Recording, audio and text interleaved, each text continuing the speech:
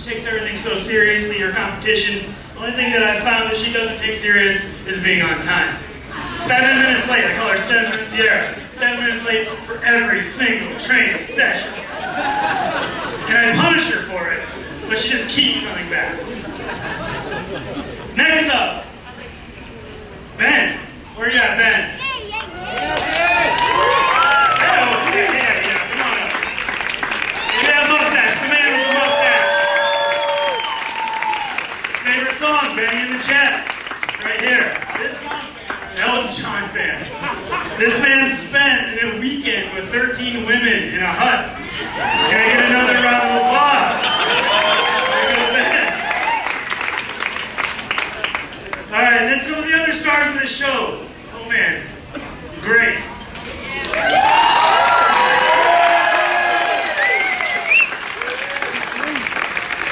I've never seen somebody smile so much. This young lady shows up and just lights up the room. She's too late. Found out last night. Yeah, white lighting, there we go. We did a brief dry run of this last night, and it was dry. I was like, all right, we gotta lighten this up. So I asked him some questions, and I was like, what's your spirit animal? Grace, here you go. A giraffe. I'm not even gonna let her say why. I didn't know what to do with that. She's a giraffe. Most people are like, I want to be a tiger or an eagle. She's like, giraffes, because they migrate. Serious answer. She also admitted last night that she doesn't know how to ski. Can I get anybody, can we confirm this? Yeah, everybody, yeah. Turns out this is a thing.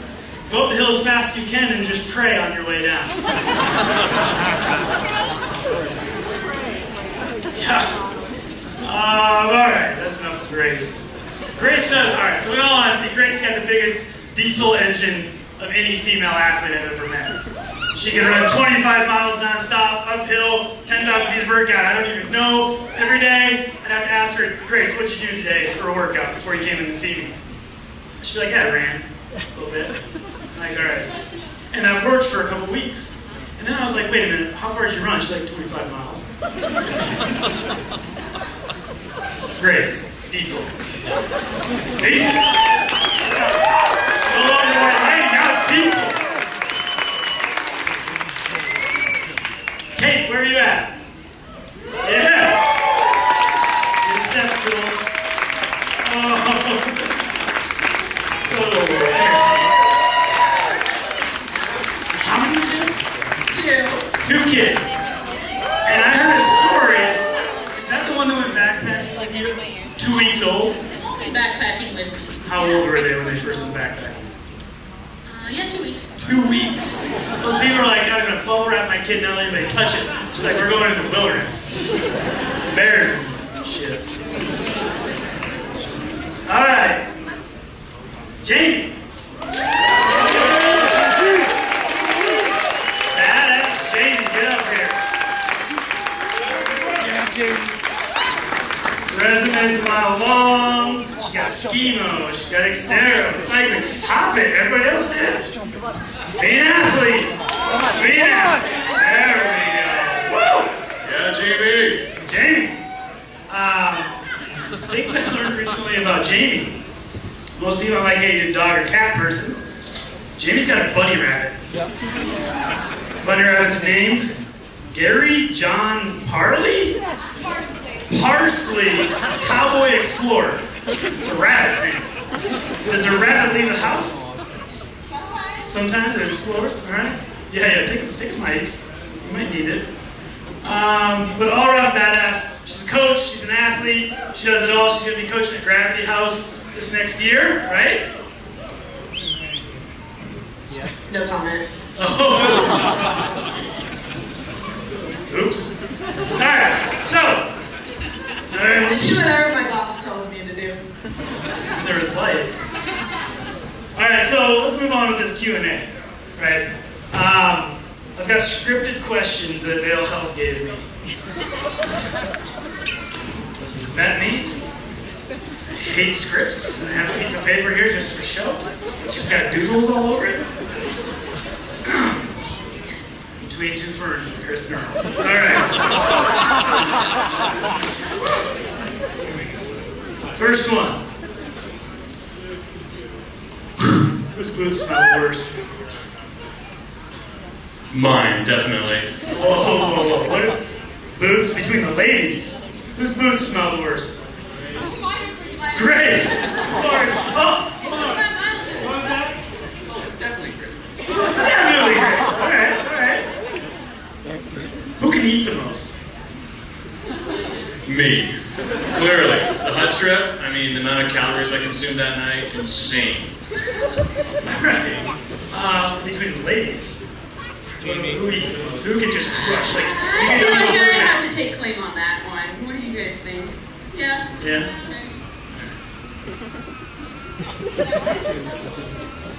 Next section. Seriousness. All right, Sierra, this one's for you. So in the video, which was phenomenal, well done. God, huge star, yeah.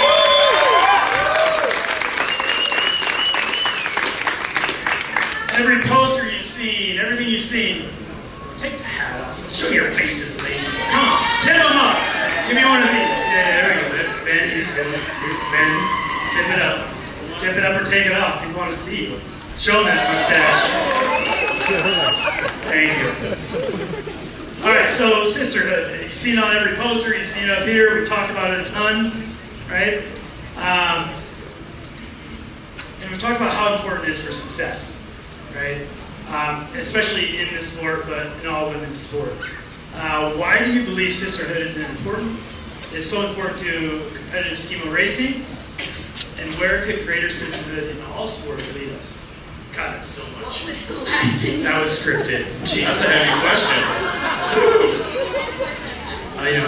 Okay, one question at a time. One question at a time. Sierra, you mentioned sisterhood. Why do you believe it's so so important in Skimo? Okay, well, I think sisterhood began for me at a really young age. I did sport from like 4 years old on, competed in pretty much all individual sports, and grew up with a sister that was training racing with me in every one of them, and she was typically always faster, which was really exciting and fun for me because I had the opportunity to chase, and I love that. But she really made me a lot stronger of an athlete, and I had the opportunity to go on to college, ran on a full ride at a D1 university, and I wouldn't have had that if I didn't have my sister. I wouldn't have gotten that opportunity. And so I attribute a lot of it at a young age of growing up with that kind of training, racing, back and forthness that really inspired me. And then I went on to run in college, and I had a sisterhood there.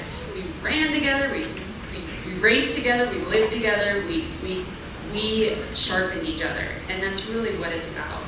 I draw a lot of my inspiration from Keegan Randall, who knows, like gold, Nordic skiing guys? yeah, cross country, like the first gold medal One guy in the back. in the sport in the Olympics, and so she's phenomenal for so many reasons. But one of the things that she says was, I believe I can be at my best when I help others be at their best. And so that is the premise, that is my heart, that is sisterhood to me. So that's kind of what it's about. Yeah.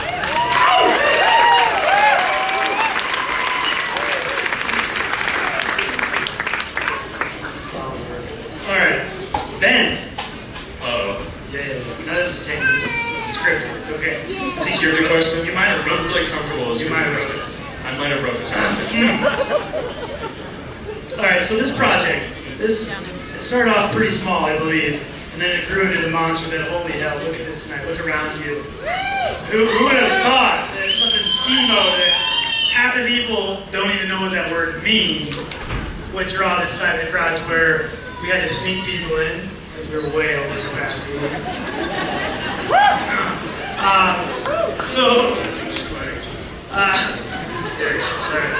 Blinded by the light there. Taking pictures of this shit. Alright. He has such a hard job, guys, really. So how did it start, and why do you think it was important for Howard Head Vale Health to tell the story? Well, before I answer that question, I want to say as a film director that I am so humbled to see 300 plus people in the audience today watching this movie about amazing women in Skimo. And I also want to say that as a director, while I get to be up on stage and be the person to talk, this movie would not be possible without my cast and crew, many of whom are here tonight. So can we have a quick round of applause for the cast and crew of Sisters of Skimo?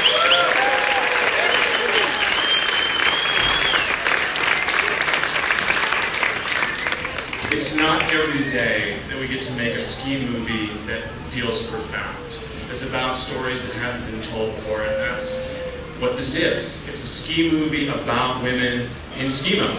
How many movies can you see that are about that? So I can answer Chris's question now, and the answer is that all this is your fault. Because you introduced the two of us. That's how it works. Scripted. We were in a coffee shop, and this guy comes up to me, and we work together at Howard Head, and he goes, Ben, I have this really cool person who competes in this really cool sport, and I think you should make a movie about it. And I'm like, well, what's the sport, and what is it? He goes, it's something called Skimo. I'm like, wait a second. Like, are you saying that you want to make a movie about those people, those crazy people that wear spandex and go uphill at 8 bases? That's your idea for a good movie? Yeah. I'm like, are you nuts? But as you can see, a year later, we have a film. So that's how Sisters of Skimo came together. At Howard Head Sports Medicine, we are dedicated to taking care of our community here in Summit County and making sure that we're ahead of the curve in terms of being able to say, what is our community doing sport-wise, and how do we make sure when they get injured or when they want to be better in their sport, that we can address that need. So we also have the fortunate opportunity to be able to tell stories like Sisters of Skimo. So I dove in, and within 5 minutes of meeting Sierra, I was like, this girl's kind of badass, and this is a really cool story. So that's how it all came together.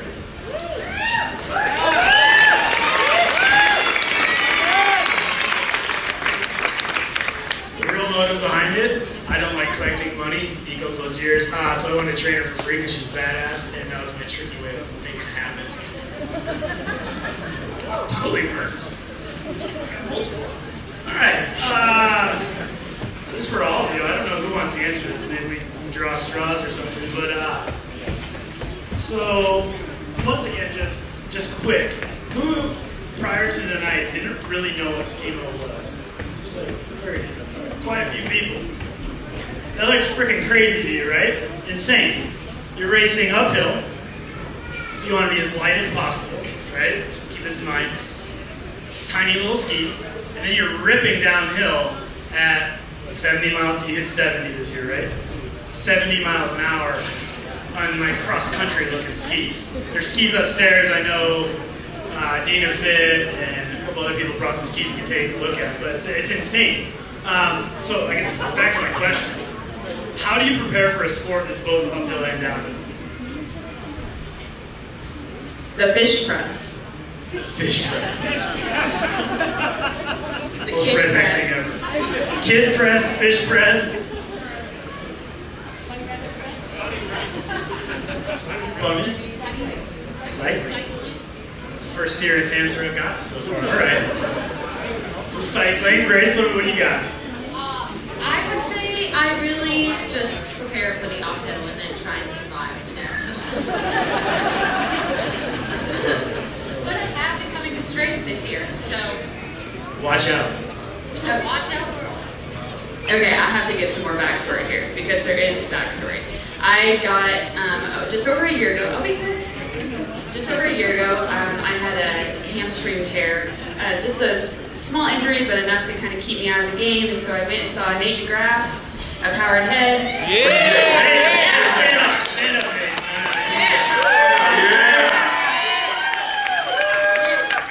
And he fixed me. And then by the end of that session, I was like, Nate, I want to train hard. I want to do this sport for a long time. I don't want any more overuse injuries. And he was like, well, I know the perfect person for you to be. And so he introduced me to Chris Nerl of Howard Head Performance. And the beautiful thing of it, and so Chris, all right. I've love the concept because it's like, it's not just to get strong, it's also a preventative approach to strength training. And I've gotten a lot stronger because of it, and I haven't had any injuries since. And last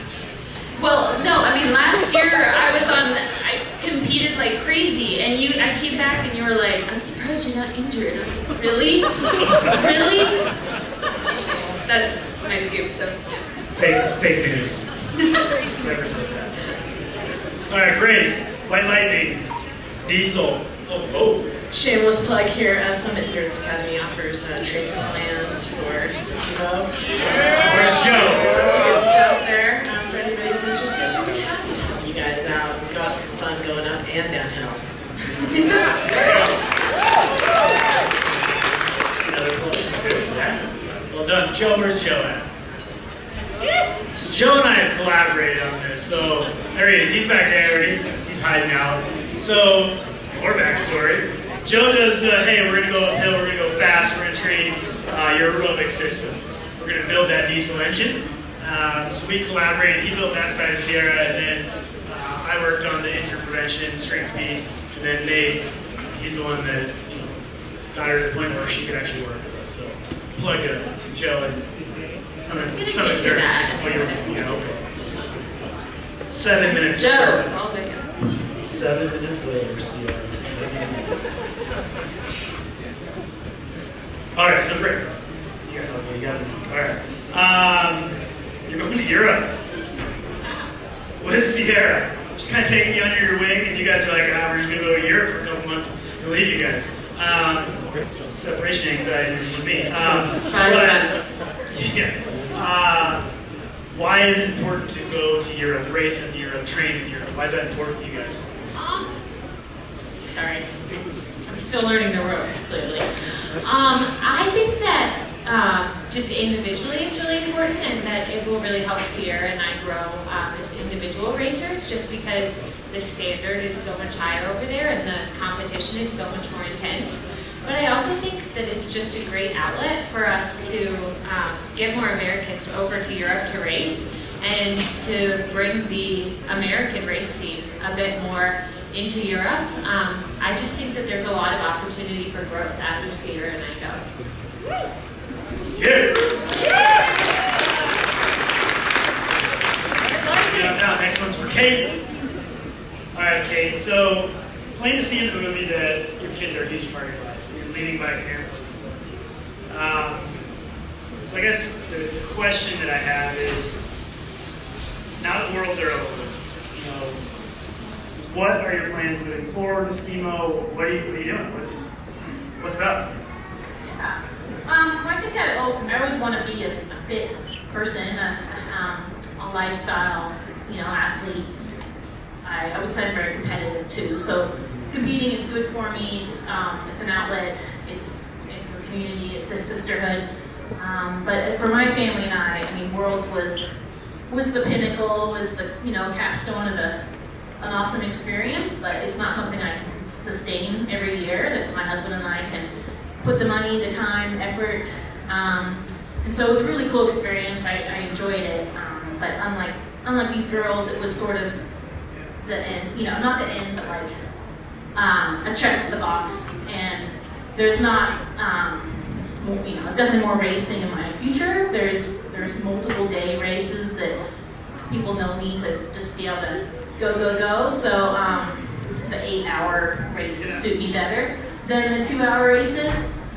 But yeah, right now I'm just focusing on family, fun, skiing, and it all works out in a balance. So.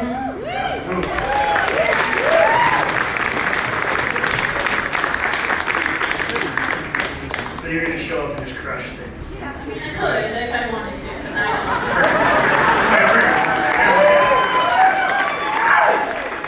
I admire these girls. They put in so much more time than a lot of us, and they deserve all the fruits of their labor. So go for it. Represent. Yeah. Well said. Let's hand it on down. Jamie. Oh my God.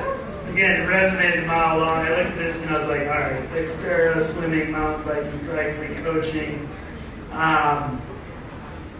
what makes Skimo, out of all those things, what drew you to Skimo? Why are you like, yeah, you know, I'm going to race up that hill with skis and slide my ass back down? I love skiing. It's an awesome sport. I don't know, there's this concept of Vine, and it's out in the wind. And I don't know what nationality it's from. I don't even remember where I heard it, but I really love just that feeling of being Vine out in the wind. And Skimo really provides that for me because you are hanging out there, man. It's fun. Of course, goes without saying. So what's next? I mean, you're taking on more coaching? I've been racing for a long time, and I keep trying to retire, but you know, these new challenges keep coming around. Like this year, Skimo making it to Worlds, that was a challenge. Being an old lady athlete, as I say, but that was really cool. And maybe some stage racing, cycling stage racing. I still kind of want to do the Pyramenta or one of these like bigger grand tours. So something like that, but yeah, and lots of coaching, mentoring. I've come to the realization that my life's calling is helping others to be their personal best through endurance sport, and so I'm looking forward to continuing doing that. By doing that, I'm always looking for my personal best in different ways too, so that's really fulfilling working with these guys out in the crowd here today. Yeah.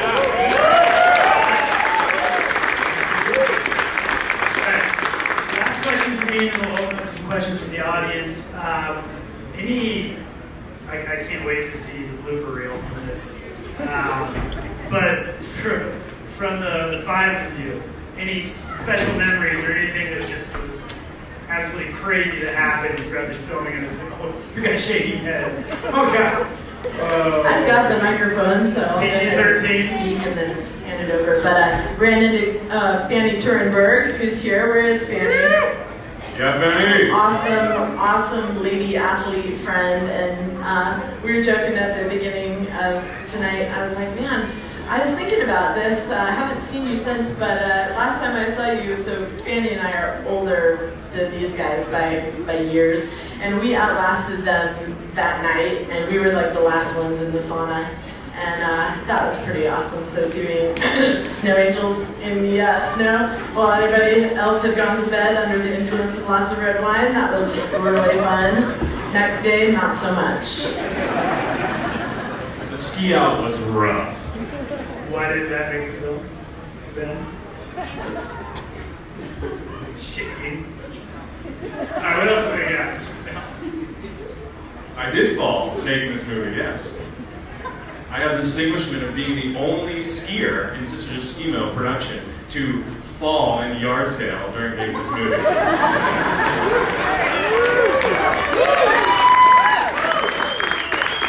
How convenient there's no footage of that.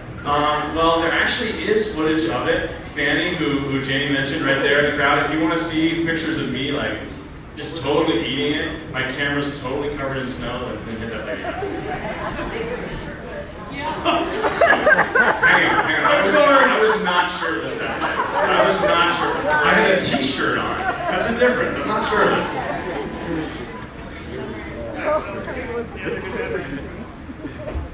I remember in particular everything. Oh, come on, man. You're breaking my heart now.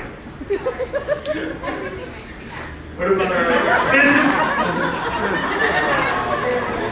so true. Really true. It makes you happy. Grace the dress. Alright. Alright, so everybody raise their hand at once, but anybody got questions for these ladies or gentlemen? Oh, there we go, right there. You're gonna have to yell, and then maybe I'll repeat it.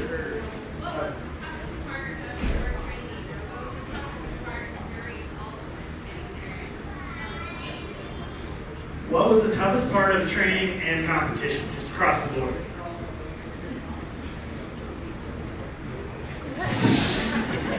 Everything. Anybody? I would say the temperature. Temperature? Temperature, I mean, we get out early mornings, sometimes 4 a.m., and, you know, minus 10 degrees, sometimes worse. And racing in that, in spandex can be pretty brutal. I always have a curfew. I have to be home at 7:45. Now it's 7:25. I get knocked over in the door by the boys, but if I'm not, then the whole day unravels. So I have to be home. It's AM. AM. The workout's already done. I'm home, sweating. Yeah. Details. You gotta get up. Others? Alright. Others? Oh, we already got a hand up this little man right here. You got it, buddy. How old were you when you started?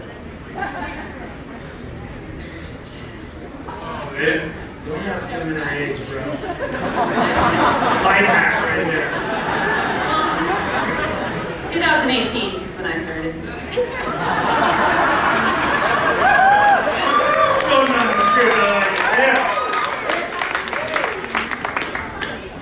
The cool thing about Skimo, though, is it brings together so many sports. Jamie's a cyclist, runner, triathlete, skier, mountain biker. It brings all those sports in. So just because you start, now or a few years ago, it brings all those sports together. So you're not behind. You can get going.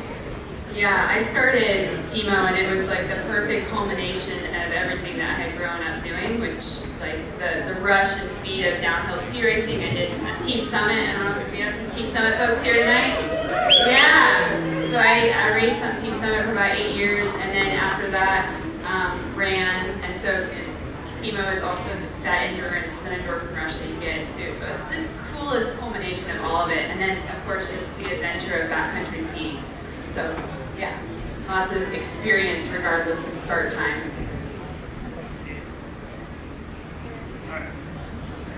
Awesome, thank you. Oh, I just took it from the wrong person. All right, so for the sake of time, we're going to wrap up the Q&A right now. I'm sure these ladies are going to stick around. We've got the Skimo booth back here in the back, so any questions?